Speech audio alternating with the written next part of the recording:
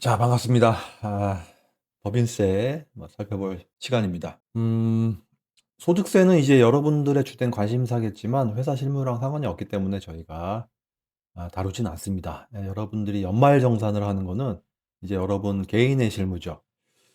저희가 이제 소득세는 적어도 지금 이 후속 강의에서는 다루지 않겠다라고 하는 말씀을 드립니다. 이건 별도 강의로도 뭐 안 올릴 예정이에요. 별로 재미가 없어요. 그중에서 어떤 특별한 세금에 대해서는 재밌을 수도 있겠는데 소득세 전체에 대해서는 강의하는 게 큰 의미가 없다고 일단 생각은 들어요. 그러나 지금 이제 법인세와 비교해서 소득세도 세율의 차이 정도를 지금 말씀드릴 텐데요. 그 유명한 텍스 테이블이 나와 주고 있어요. 이 위에는 법인세, 아래는 소득세가 나와 있습니다. 여기서 중요한 거는 이 숫자를 외우자 이게 아니고 두 세금의 구조의 차이를 이해하는 겁니다. 먼저 법인세를 보도록 하겠습니다. 법인세는 총 4단계로 나눠져 있어요. 26년을 기준으로 2억 원 이하는 10%, 최고 25%까지 올라갑니다. 회사가 아무리 많이 벌어도 세율은 25%를 넘지 않습니다. 이게 핵심입니다. 법인은 일정 수준 이상에서는 세율이 크게 올라가지 않는 구조예요. 반면에 소득세는 이게 완전히 다릅니다.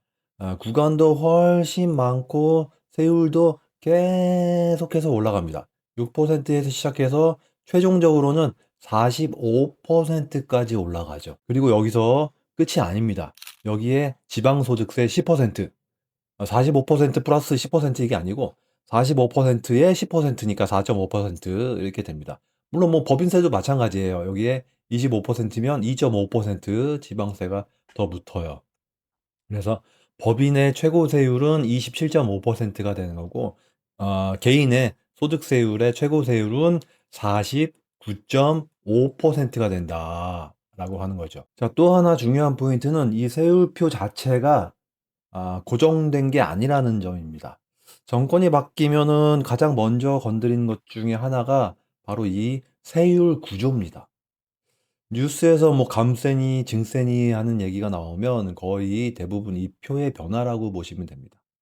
우선 이제 문재인 정부로 넘어오면서 특히 이 3천억 원 초과 구간을 신설하면서 최고 세율을 25%로 올립니다. 이것은 대기업 고소득 기업에 대한 과세 강화라는 명확한 정책 메시지입니다. 자, 이후에 이제 윤석열 정부에서 다시 일부 완화가 이루어집니다. 최고 세율을 24%로 1% 낮추면서 기업 부담을 줄여줬죠. 원래 처음에는 이 3천억 초과 구간에 대해서 25%를 22%로 낮추려고 했어요. 근데 이게 부자 감세다 이러면서 여론이 상당히 안 좋았습니다. 그러면서 그럼 다른 구간도 1%씩 낮춰줄게 하면서 이게 된 게 아니고 모든 구간에서 1%씩 낮추는 요런 걸로 결국 합의를 봤죠.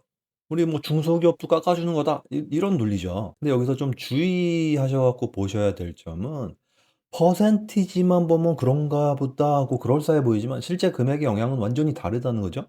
예를 들어서 3천억에 1%가 변하면 이게 30억이 움직입니다. 30억. 근데 여기 2억에서 1%면은 200만 원이에요. 200만 원. 같은 1%지만 영향은 비교가 되지 않는다. 그래서 이 세율 구조는 단순한 숫자가 아니라 정책이고 이해관계가 걸린 영역이다라는 말씀을 드리고요. 그리고 지금 이재명 정권에서는 원상 회복 기치를 내걸었어요. 그래서 26년부터 지금 이게 확정됐습니다. 25%로 지금 돌아가겠다는 거고요. 26년부터 시행이 됩니다. 소득세도 이제 문재인 정부에서 가장 큰 변화가 일어났죠. 최고 세율이 이 45%까지 올라갑니다. 그리고 이게 구간별로 세분화한 것도 바로 이때예요. 예전에는 이렇게 구간이 많지가 않았어요. 그 전에는요. 이건 또 역시 명확하죠. 고소득층에 대한 과세를 강화하겠다라고 하는 거죠.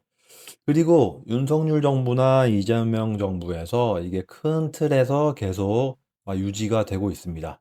지금 26년 현재 이걸 뭐 올리겠다, 낮추겠다 뭐 이런 신호가 이건 없어요. 왜냐하면 이게 최고세율을 더 이상 높이기가 어려워요. 흔히 유럽 같은 복지 국가를 보면은 뭐 세금이 50, 60, 심지어 막 70 이런 식으로 나온다는 이야기를 한번 들어보셨을 겁니다. 이게 완전히 틀린 말이 아닙니다. 국가에 따라서 소득세, 사회보험료 등등을 합치면 고소득 구간에서는 50%를 넘는 경우가 실제로 많아요. 근데 중요한 거는 우리나라도 절대 낮은 수준이 아니라는 거예요. 우리나라 역시 말씀드렸지만 최고 구간에서는 45%, 그리고 지방세까지 하게 되면은 49.5%, 사실상 절반입니다. 여기서 더 중요한 포인트가 나오는데 이 소득이 높아질수록 공제 금액이 많아질 것 같지만 실제로는 그렇지 않다는 거예요.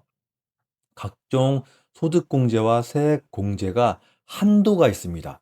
그래서 일정 수준을 이렇게 넘어가면은 더 이상 공제가 되지 않는 수준으로 진입을 하게 됩니다. 예, 그걸 통해서 세금을 줄이기가 어려워져요.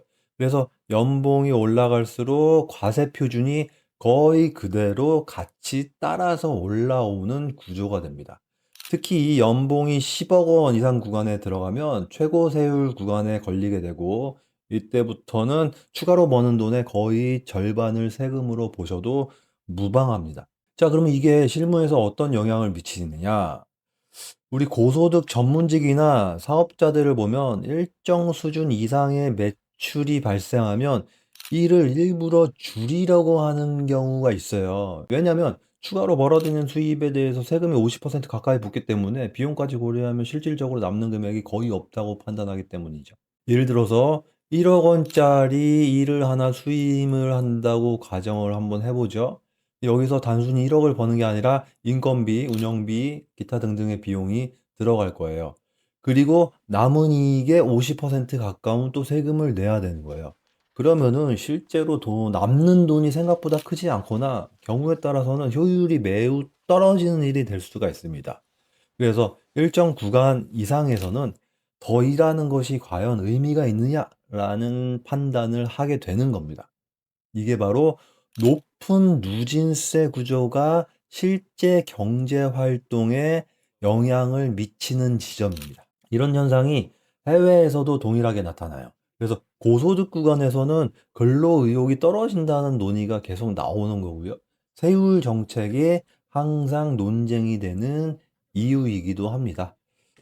자, 다시 한번 정리를 한번 해보겠습니다. 법인은 10에서 25%의 비교적 완만한 구간을 가지고 있고, 개인은 6에서 45%, 50%까지 올라가는 상당한 누징적인 구조를 가지고 있다. 그리고 이 차이는 단순한 숫자의 문제가 아니라 실제 사업 방식, 일하는 방식, 심지어는 의사결정까지 바꾸는 요소다라는 말씀을 드려요.